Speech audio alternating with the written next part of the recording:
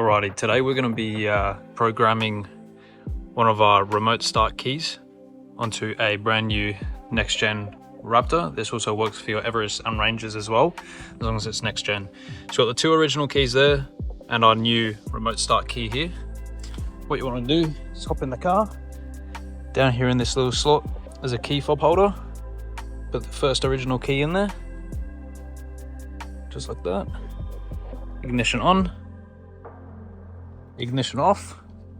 Grab the other original key, ignition on, ignition off. We pop the new remote start key in there.